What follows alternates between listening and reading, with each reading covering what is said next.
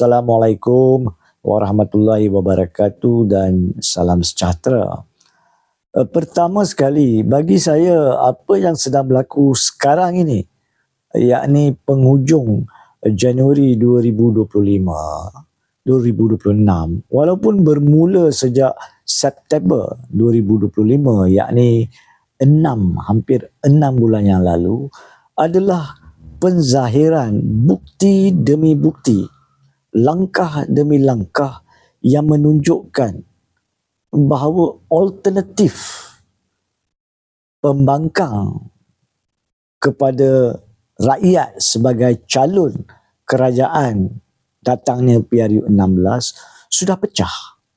Sudah pecah sampai ke tahap bagi saya tidak boleh diperbaiki kerana kesilapan-kesilapan dan perpecahan-perpecahan yang berlaku ini bukan sahaja dari sudut pelaksanaan perlembagaan Perikatan Nasional, tetapi pada masa yang sama menzahirkan perubahan-perubahan fikiran di tahap pucuk pimpinan yang sebenarnya adalah pucuk-pucuk pimpinan yang lama, yang sedar apabila mereka telah mengakibatkan diri sendiri, mengakibatkan hilang kuasa, maka cari jalan yang lain untuk cuba merebut kuasa itu balik. Bagi saya jelaskan. Pertama sekali, kalau kita tolak tepi isu resolusi bersatu September untuk calonkan Muhyiddin Yassin sebagai Perdana Menteri yang telah kita komen tidak molek dilakukan kerana tidak mendapat atau tidak dibincangkan dengan rakan-rakan segandingan dalam Perikatan Nasional. Kemudian kita tolak tepi isu berkaitan dengan kekalahan PRN Sabah yang telah kita hujahkan pada masa itu, bahawa sebaiknya PAS kena fikir untuk mengambil langkah sendiri, melainkan bersatu, berubah dan insaf dengan langkah-langkah salah yang telah dilakukan. Dan kita tolak tepi isu berkaitan dengan apa yang awak sebut tebuk atap perleh yang telah mengakibatkan perubahan pucuk pimpinan. Pokoknya kesemua ini membawa kepada langkah-langkah kehancuran, keakraban dan struktur urus tadbir Perikatan Nasional. Sama ada mereka setuju atau tidak, itu tak penting. Sebagai ahli politik, mereka tidak akan setuju.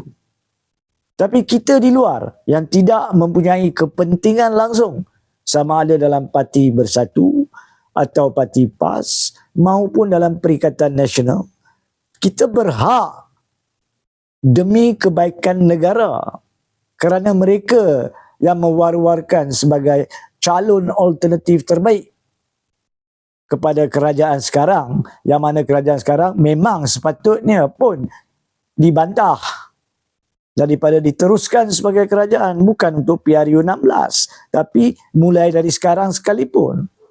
Tapi isu ni apabila yang mencalonkan diri sendiri mempunyai kerosakan-kerosakan yang mendalam, maka menjadi hak kita, walaupun bukan ahli Bersatu atau PAS atau PN, memberi pandangan yang telus, yang objektif. Adakah Perikatan Nasional berada dalam keadaan untuk menjadi calon atau mencalonkan diri sebagai pilihan untuk dipilih oleh rakyat seadanya dalam keadaan sekarang? Sebab keduanya, apabila Muhyiddin atas apa alasan sekalipun telah memilih untuk memutuskan meletak jawatan yang bagi dia berkuat kuasa mulai 1 Januari pada 29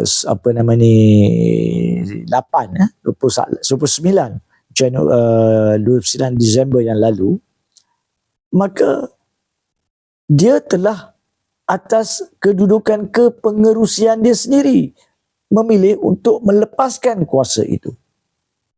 Dan apabila kita mendengar kenyataan media Taqiyuddin Hasan sebagai Timbalan Setiausaha Agung Perikatan Nasional bila mengumumkan adanya mesyuarat EGM atau mesyuarat luar biasa yang sepatutnya diadakan pada 29 hari bulan Januari, beliau telah menyentuh bahawa di dalam Perlembagaan Perikatan Nasional,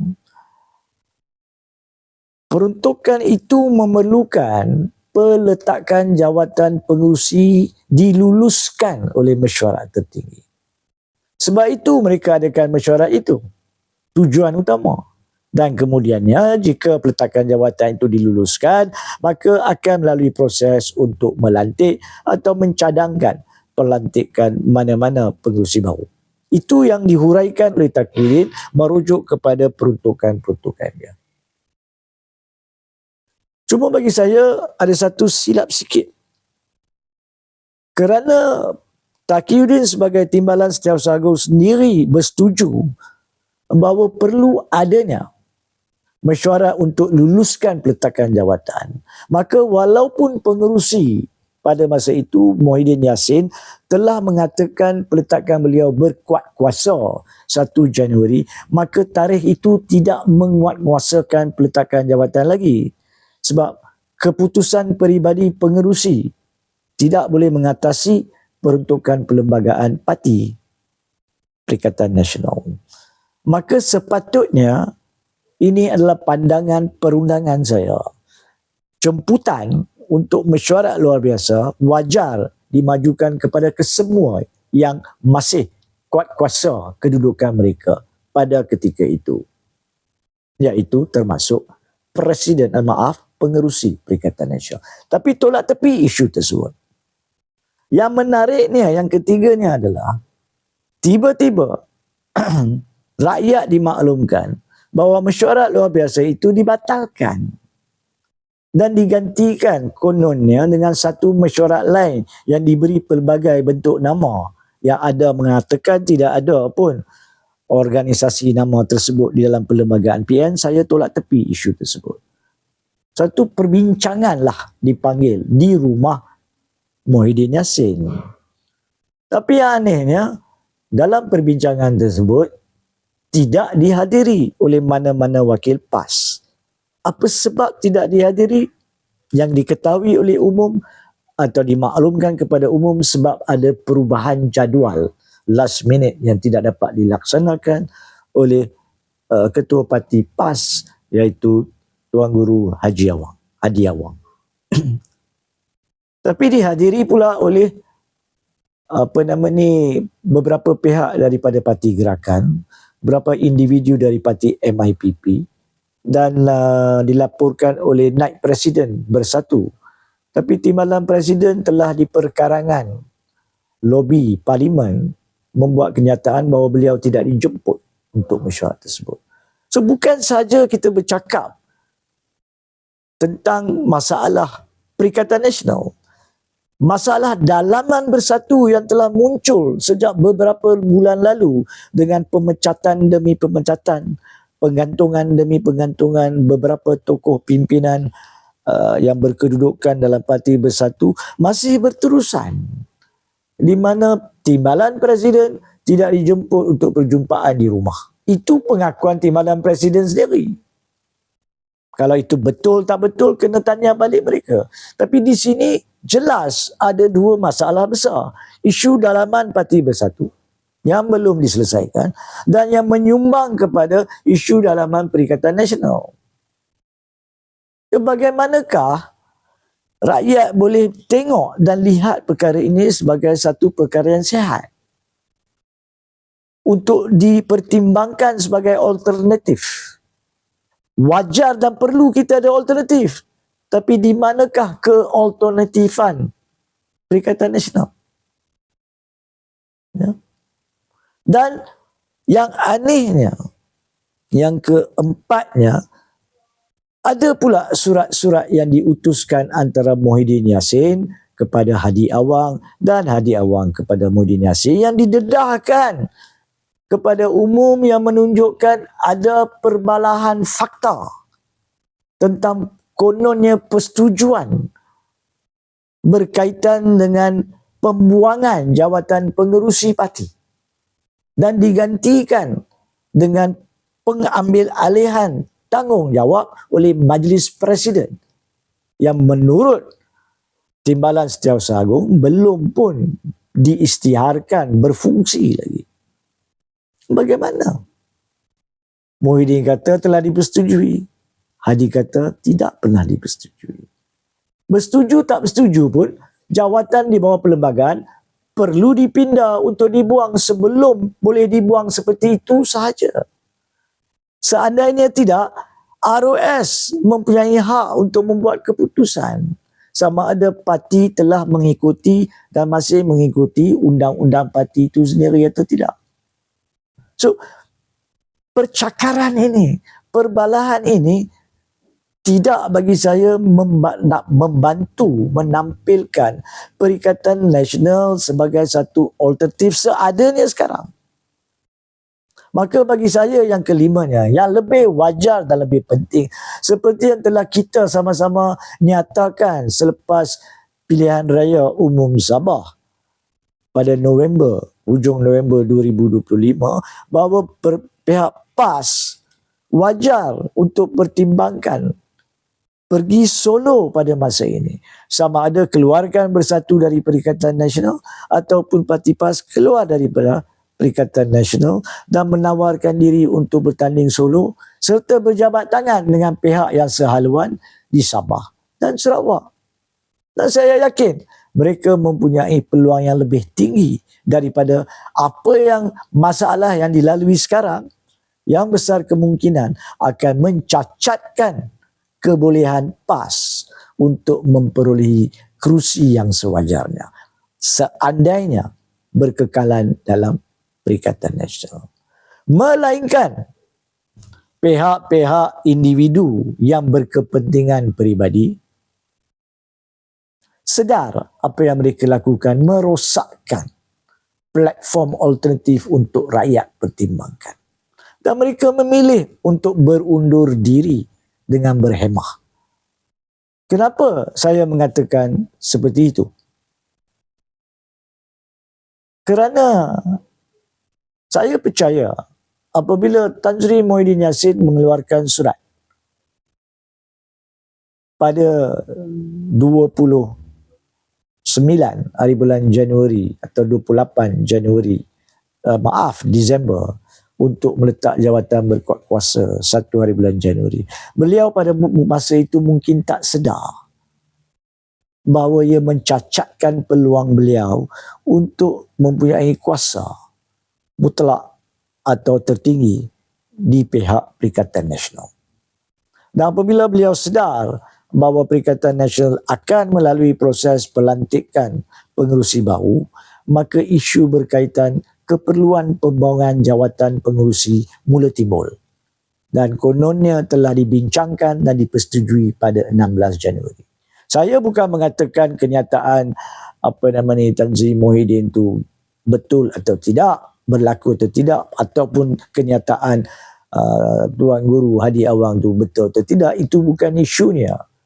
Fakta mana yang betul bukan isunya di tahap ini. Tapi fakta itu wujud kerana ada kesedaran kehilangan peluang menguasai Perikatan Nasional.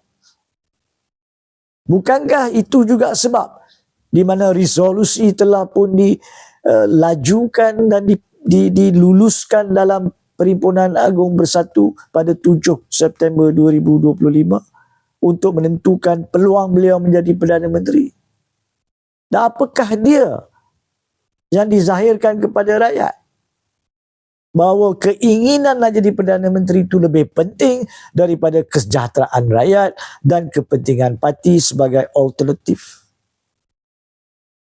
Maka rakyat tidak boleh dikritik sekiranya membuat persepsi ini adalah kerana nak mengambil langkah yang sama seperti mana yang berlaku dengan Zahid Hamidi, di mana 47 pertuduhan telah digugurkan selepas beliau dijadikan timbalan Perdana Menteri pada 2 hari bulan Disember, timbalan Perdana Menteri. 4 September 2023 digugurkan 47 pertuduhan. Dan kemudiannya di NFA kan pula. Adakah langkah yang sama yang dihasratkan sehingga mahukan sangat harapan dan peluang untuk menjadi Perdana Menteri semula? Ini kena dijawab. Rakyat dah mula tanya dan pihak PAS kena sedar bahawa perkara ini yang akan menghantui kempen PAS datangnya PRU16. Justru bagi saya, sebagai seorang pengamal undang-undang yang tidak boleh lari daripada menganalisa kedudukan sistem politik negara, kerana ianya akan menyumbang kepada pilihan raya dan pembentukan kerajaan yang sepatutnya menguruskan negara, urus tadbir negara di bawah perlembagaan dan perundangan, perlu dan berhak memberi komen bahawa rakyat dahagakan alternatif yang sihat, bukan satu alternatif yang retak, pecah dan palsu. Jadi, bola sekarang berada di tangan kedua-dua pihak. Sama ada di tangan Tan Sri Muhyiddin Yassin dan Bersatu, itu pun dengan syarat masalah dalaman Bersatu diselesaikan terlebih dahulu. Dan yang keduanya, di tangan pihak PAS untuk membuat keputusan. Nak pergi solo ataupun nak sama-sama tumbang dengan kejatuhan PN kelak. Wallahualam, sekadar pandangan jujur saya yang masih percaya bahawa kerajaan sekarang ni wajib diturunkan. Tapi bagaimana nak turunkan kalau yang menggelar diri mereka sebagai pembangkang sendiri mempunyai masalah dalaman? Bagaimanakah masalah negara berhak diselesaikan? Wallahualam. Terima kasih.